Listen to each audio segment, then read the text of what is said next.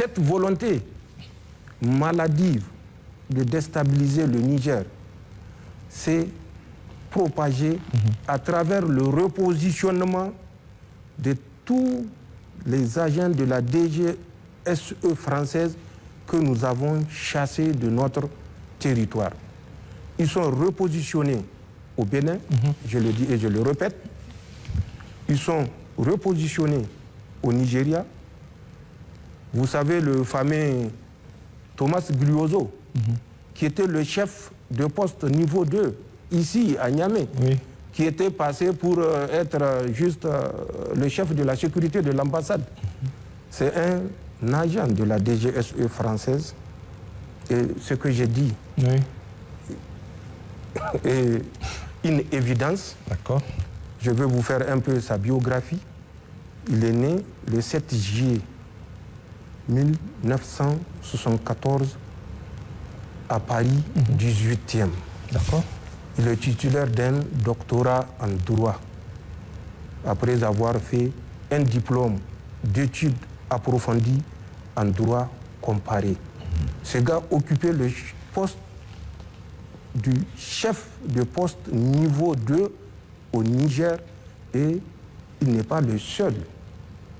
D'autres que nous avons expulsés à partir de la base aérienne se sont retrouvés, comme je l'ai dit, au Bénin, au Nigeria. Le cas de Thomas, qui est vérifiable, il a rejoint le Nigeria en février de cette année. Il est présentement à Abuja avec des va-et-vient à Kaduna et Sokoto. Nous le suivons, nous le surveillons, ainsi que tous les autres fuyards qui sont tapis dans leur villa de Ministers Hills à Abuja. Nous les surveillons et qu'ils s'assurent que le dessein sombre qu'ils présagent pour le Niger retombera, Inch'Allah, sur eux. Cette volonté de déstabilisation est une certitude. Les Français, en désengageant du Niger, nous avons tout fait pour qu'ils ne sortent pas par le Bénin, parce que nous savons l'esprit mesquin, malveillant des Français. Nous avons exigé qu'ils sortent par le Tchad. D'accord. Qu'est-ce qu'ils nous ont fait? Les premiers à sortir ont pris rendez-vous avec des terroristes de Boko Haram et de SWAP, qui sont deux factions rivales dans le lit du lac Tchad. Ça s'est passé du 25 au 26 octobre 2023. Ils ont proposé à ces terroristes de partir en guerre ouverte contre l'État nigérien, contre les nouvelles autorités nigériennes qui ont osé demander aux soldats français de quitter leur territoire. Ils ne se sont pas arrêtés là. Dieu est avec les justes. Boko Haram et ISWAP ne se sont pas entendus et Inch'Allah, ils ne s'entendront jamais.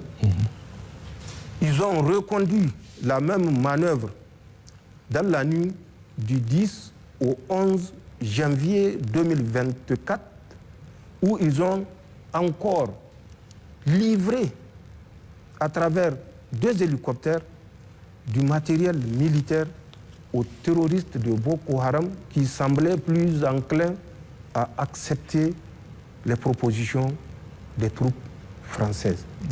Ça s'est passé à Kouklewa, qui est une île dans le lac Tchad, à quelques 25 km à l'est-nord-est de Bosso. Plus tard encore, le 29 janvier, ils sont revenus, cette fois-ci à Boultungour. Boultungour, c'est une île qui est à une dizaine de kilomètres au nord-est de Bosso, où ils ont livré de l'armement neuf, flambant neuf, aux terroristes de Boko Haram. Et ils ont récupéré les anciennes AK-47 dont ces terroristes étaient dotés. Ils ont pris les dispositions pour effacer les numéros, pour qu'on ne puisse pas retracer l'origine de ces armes. C'est des actes comme ça que les Français ont posés et continuent à poser. Nous savons qu'ils ont des répondants tapis dans nos villes. Oui. À Niamey, ici même à Niamey. À Niamey, comme à Agadez, comme à Maradi, comme un peu partout. Mais qu'ils sachent que nous les surveillons. Et eux et leurs répondants, qu'ils se le tiennent pour dit, une fois pour toutes, nous les suivons. Et au moment opportun, nous agirons. Nous avons compris leur piège à travers certaines organisations non gouvernementales, à travers certaines compagnies de sécurité. Nous avons mis fin. Et comme en matière de nuisance, ils sont illimités en imagination, nous serons plus illimités en imagination que pour protéger notre pays. Ce qu'ils souhaitent pour le Niger, à travers les échanges qu'ils ont, à travers les échanges, les correspondances, les appels qu'ils ont avec leurs répondants, l'intention ou les intentions qu'ils ont ne vont pas prospérer. Je veux vous dire, plus grave, la France, le 16 juin exactement, a fait circuler à travers ses services de renseignement des éléments de la DGDSE qui sont au Bénin, a fait circuler l'information comme quoi 2 Occidentaux ont été enlevés avec leur guide dans le W béninois. Mais le W béninois est entre les mains des Français. Le parc W. Mais le parc du W, il est entre les mains des Français. D'accord. Les services de renseignement de la DGDSE sont à l'intérieur du parc. Nous savons les activités auxquelles ils se livrent. D'accord. Et les Occidentaux qu'ils ont annoncés pour être enlevés, sont un Canadien et un Danois. Nous savons que c'est faux. D'abord, ce n'est pas le mode d'action des terroristes. Quand les terroristes prennent des otages, ils gardent tout le monde. Bien sûr. C'est à travers des négociations qu'ils libèrent ceux qui sont encombrants. Ce n'est pas ce qui s'est passé à travers cette prise d'otages. Ils ont libéré les guides béninois et ils ont gardé les 2 otages entre parenthèses.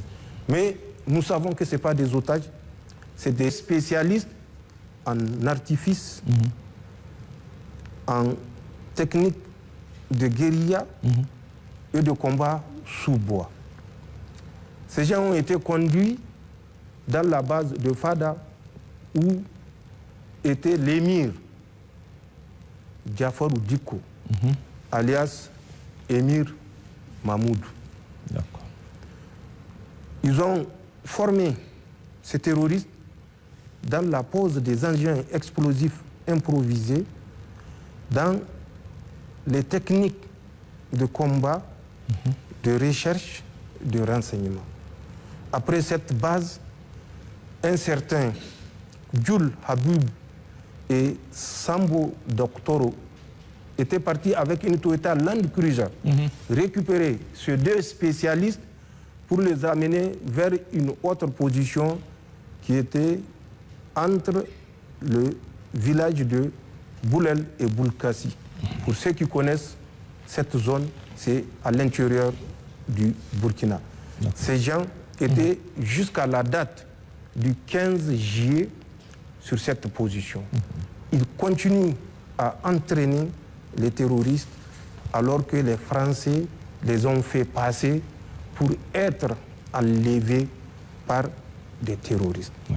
Alors qui est le vrai terroriste? Donc c'est pour vous donner une idée. Beaucoup d'autres actes dont nous avons des éléments. Bien sûr.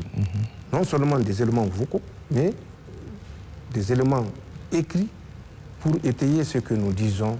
La France est derrière ce terrorisme qui endeuille les familles nigériennes. C'est une parenthèse et au moment opportun, nous sommes prêts à porter toutes les preuves de ce que nous disons actuellement.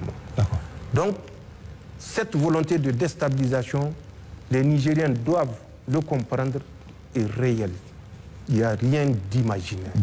C'est une volonté et la France n'hésitera pas, à travers en tout cas les autorités actuelles, à passer à l'acte dès que les Nigériens auront baissé la garde.